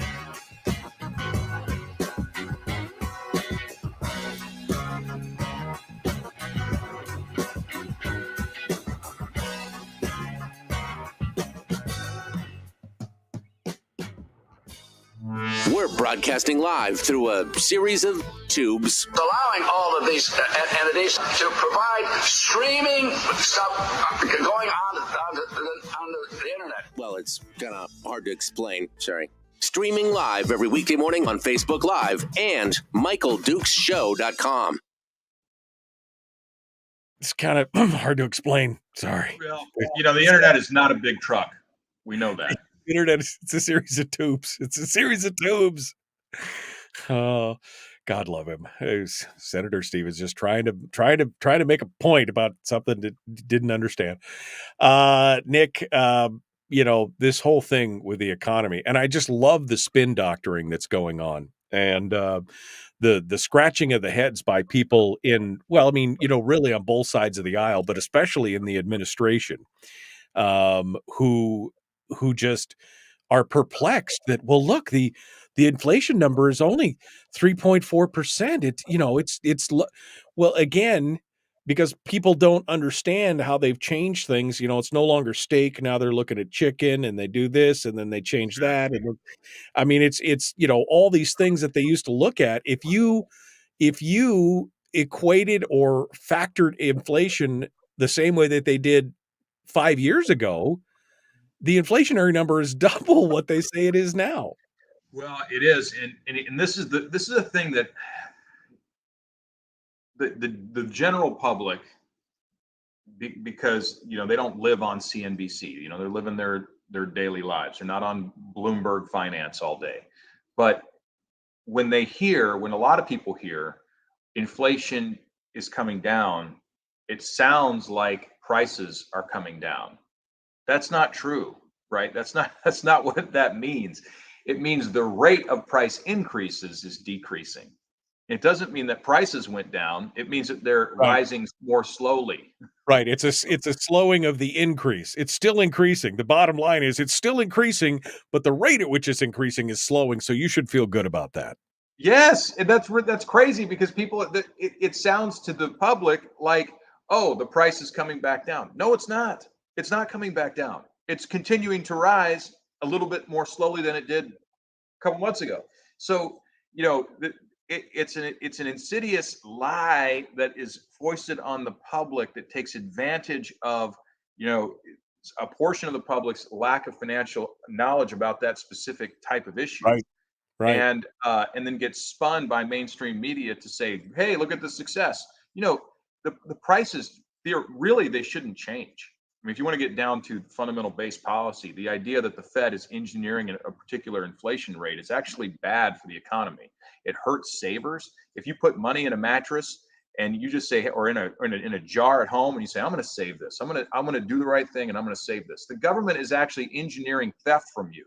They are stealing the value of that savings from you a little bit every year. And if you waited 50 years, you'd lose more than half of the value of that savings.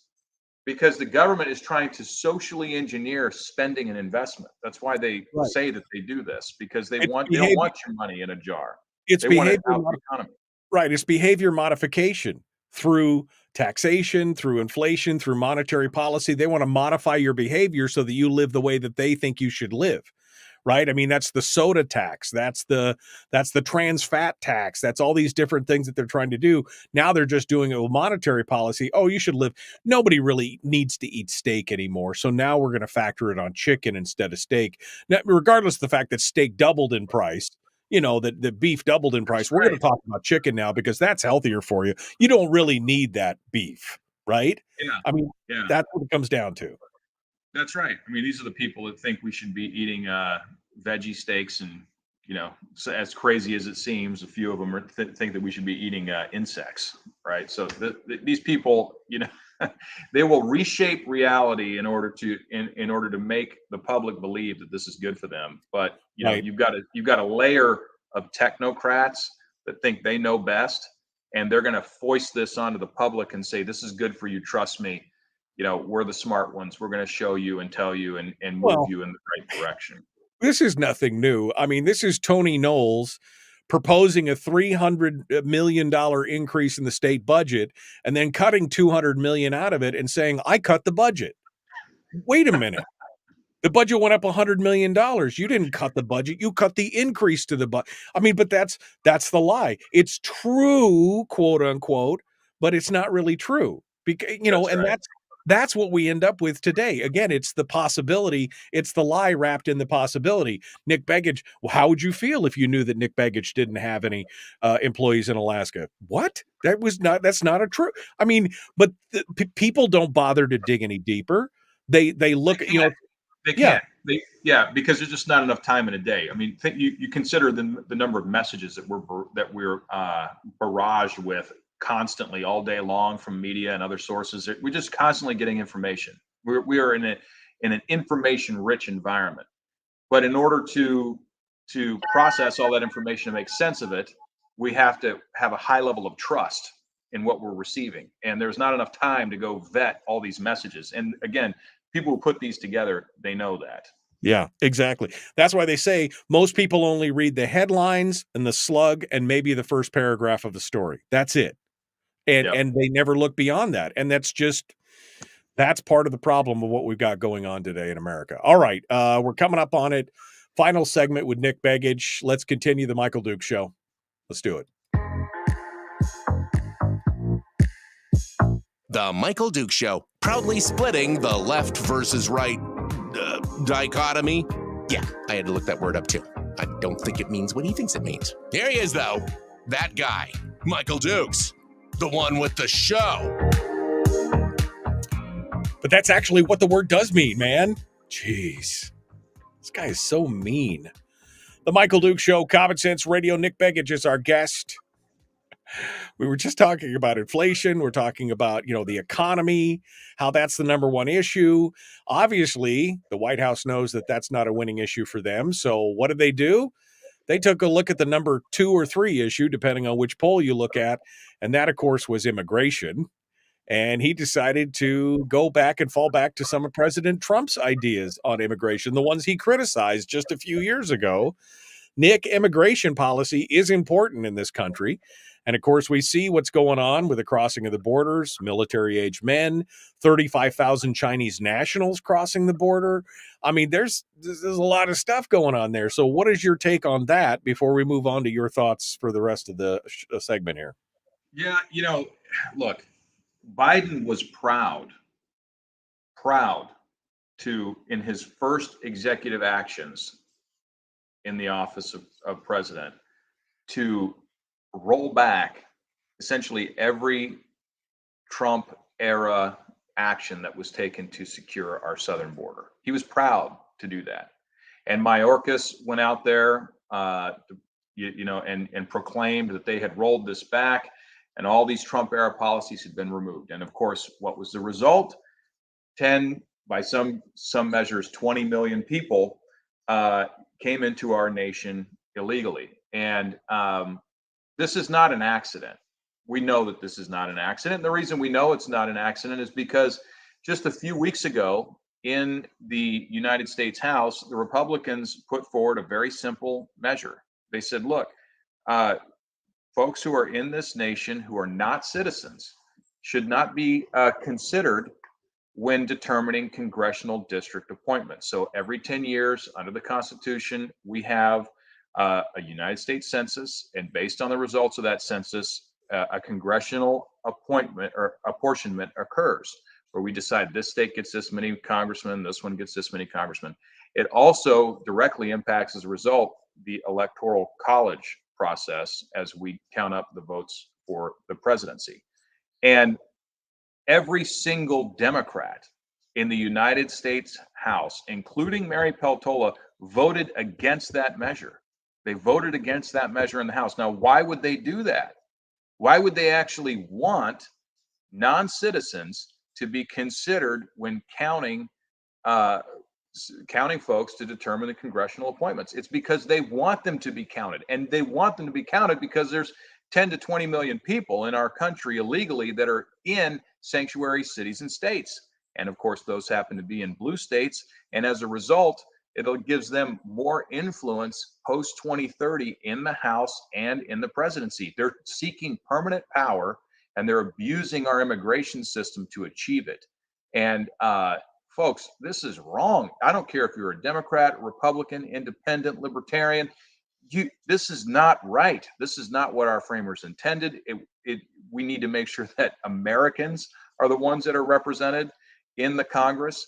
And to have seen now the full plan revealed in this way, A, it's obvious, but B, it's insidious that the Biden administration would go to such lengths to achieve power. So I was just going to say, no, I mean, it is crazy, but again, he's trying to capture a narrative here in going back towards some of the Trump policies. He didn't obviously copy them, but now reducing the restrictions and everything else. It's a blatant attempt to try and play to the middle or towards the conservative middle to say, oh, okay, this is important to us now, all of a sudden. After sending Kamala to the border and everything else, and just doing nothing, now it's a problem.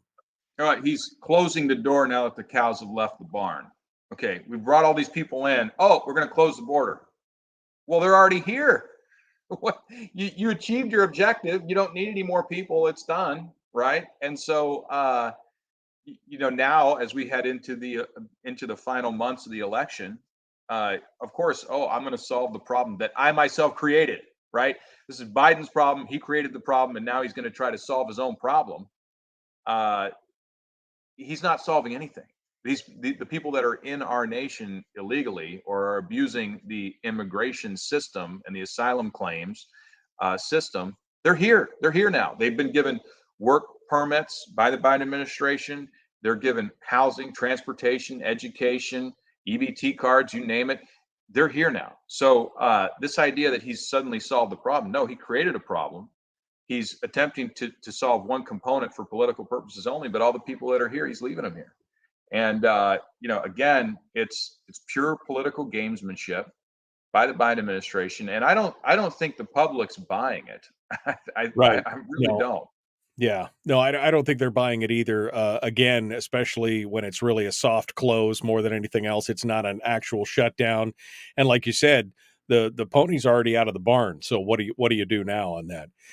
Nick Begich is our guest. Nick, down to the last 5 minutes here. So, what else in the headlines these days is grabbing your attention that Congress should be dealing with, that if Nick Begich was there, that you'd be railing and fighting against? Yeah, I think the economy is a big one. I think that it supersedes almost all issues, but I do think that we need to be examining our role internationally, particularly as it relates to what's happening in Ukraine and Europe generally. The United States has spent more resources on the Ukraine war than all of Europe combined, and this is on their doorstep. And there's even been in the last 24 hours some revelations out of Ukraine where a non-governmental organization, an NGO, has put out what they're calling an enemies list that includes American political figures like J.D. Vance and Donald Trump and Vivek Ramaswamy and others. And it turns out that the database that they're using was actually funded by U.S. taxpayers. So here, U.S. taxpayers are funding organizations in Ukraine that are then turning around and targeting American political figures and others who have been speaking out about their views on us financing the conflict in Ukraine. What is going on? This is crazy. Right. And Congress needs to investigate that and get to the bottom of whether or not U.S. taxpayers are funding the Ukrainians coming back and saying, "Hey, these are our enemies. These are political enemies of our nation." We're funding their government. We're funding their conflict.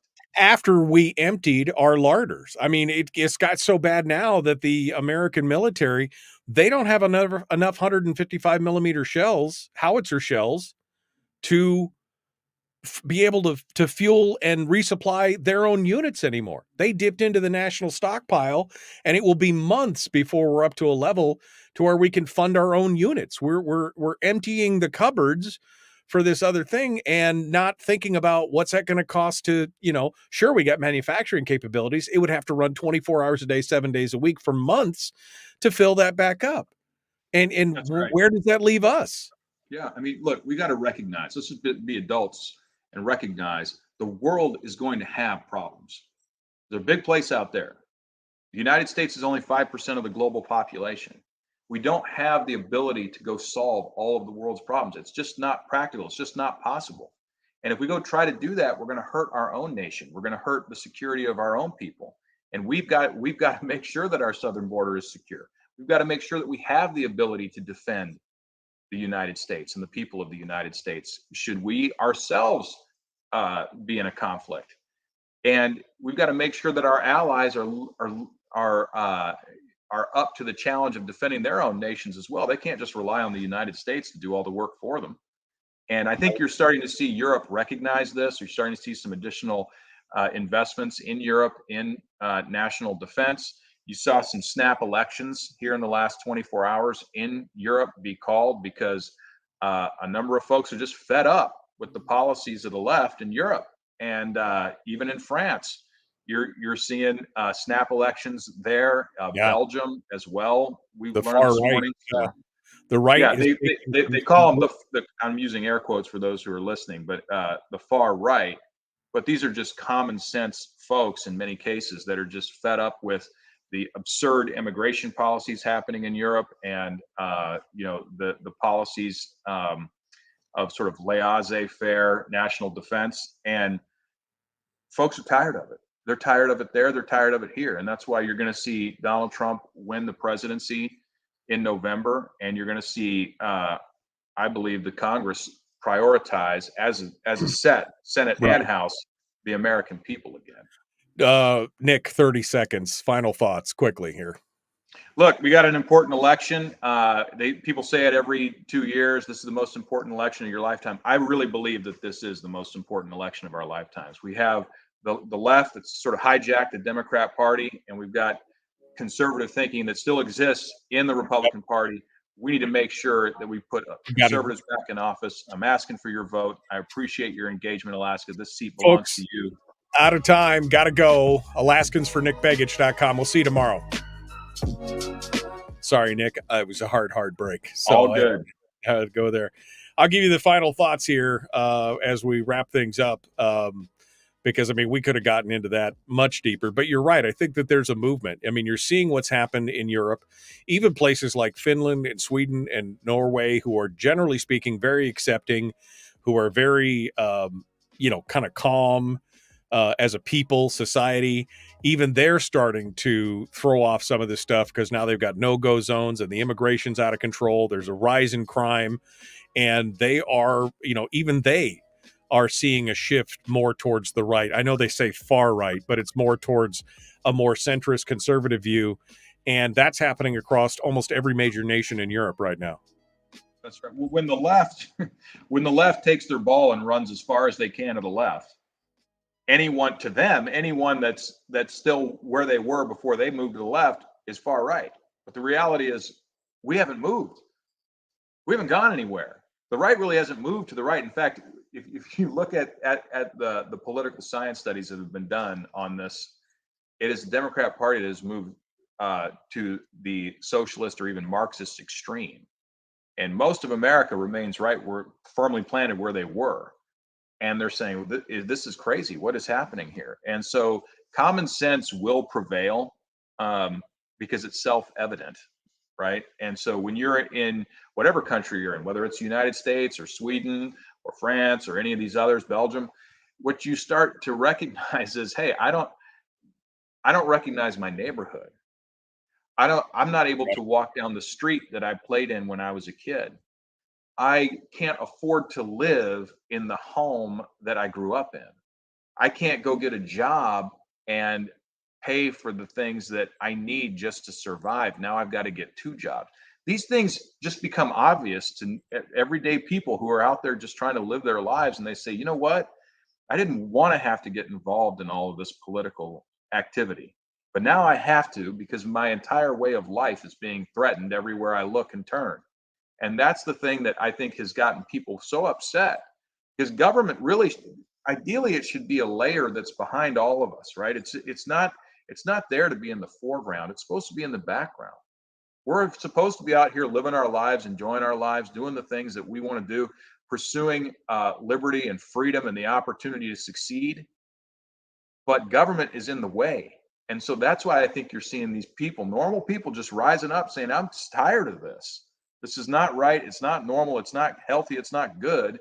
And I'm going to get involved. And that's why you're seeing these results, not just here, but around the world, where people are saying enough. Yeah, I mean, we didn't talk about the Trump conviction, but I think that's something. I think they bit off more than they could chew. I think that's going to backfire on them. I mean, what was it? In the first 3 days, 4 days, they raised $200 million in the Trump campaign. People were so frustrated and furious that it's very blatantly something that's political. And when something like that could be weaponized, even people on the left are starting to go, whoa, whoa, whoa. You can't do that. Talk about an enemies list. That's when things get really scary. And I think things are going to swing back, and it's going to be interesting to watch over the next 4 years what happens with that. I agree. I mean, look, we have never in the history of our nation gone after a former president. Yep. Right. We've been through a lot. I mean, people, we got to remember historically. I mean, we've been through a tremendous amount.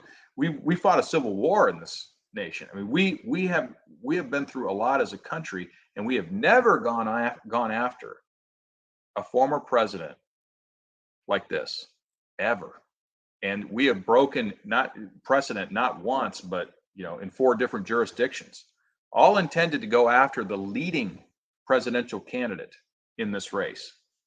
And when the verdict came down in a district that's heavily left, right? Here just a few days ago, of course, the American people stood up. I was one of those people that donated to Trump after that verdict personally. It's infuriating, right? Because this is overtly political activity. Anyone who was kind of keeping track of the court proceedings saw that it was a sham trial. And this is the sort of thing that you see in banana republics in the developing world, where people go after their political opponents. They utilize lawfare to tie them up and bankrupt them if they don't have the financial capacity to actually fight in court. And weaponizing the justice system in the United States is a very dangerous thing. If we go down that road, there's dozens of examples around the world today that tells us where that leads, and it's nowhere good. And the justice system in America has been the envy of the world. Many people around the world have come to the United States, in large part because they had a sense of fairness, that if they worked hard and they did the things that they were supposed to do and they stuck by the law, they would be treated fairly. And if we lose that central core quality of the United States, we're losing one of the most important, valuable, competitive factors that has made Alaska great over the last 200 plus years. JD, America great. Great. Yeah. JD Tuchili over at Reason Magazine had a great article the other day entitled "We're all, welcome to the Banana Republic, where America's a banana republic now without the produce," kind of thing, and it lines out exactly what you're talking about, the history of that weaponization in the banana republics and the tinkering of the United Fruit Company and everything else. I mean, it really points to a lot of the parallels and how dangerous it is for America. And maybe we can learn. Maybe this can be overturned. I hope Trump could listen to his better angels and not retaliate and weaponize it the other way again when he gets into office. But we'll see what happens. All right, Nick, thank you so much. Appreciate it. Alaskans for Nick Begich is where you go to see him. Where are you going next, real quick? We're going to be in Fairbanks on Wednesday, and I know we're going to be down on the Kenai. We're looking at some travel plans down in Southeast Alaska as well. So just keep an eye out on our Facebook page. We put the announcements up. Our schedule is relatively fluid because there's all kinds of events and things, but we're going to be all over the state. We do the parades, we do the fairs, we go anywhere we can find folks who are coming out for a weekend or going out with the kids, because we're trying to meet everyday Alaskans. A lot of times in the political environment, you can find yourself meeting the same 300 people a dozen times, and we need to expand, right? So we're trying to meet people who don't go to the political events, who aren't hyper engaged in the process, but just everyday Alaskans, because they need an opportunity to meet with someone like me, and they need an opportunity to share their perspective with someone like me if I'm going to be able to represent them in DC.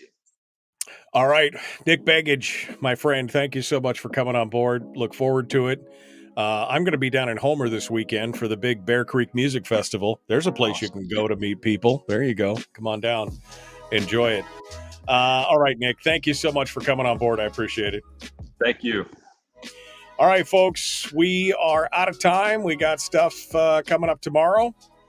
Brad Keithley, Chris Story, and more this week as we continue through the Michael Duke Show.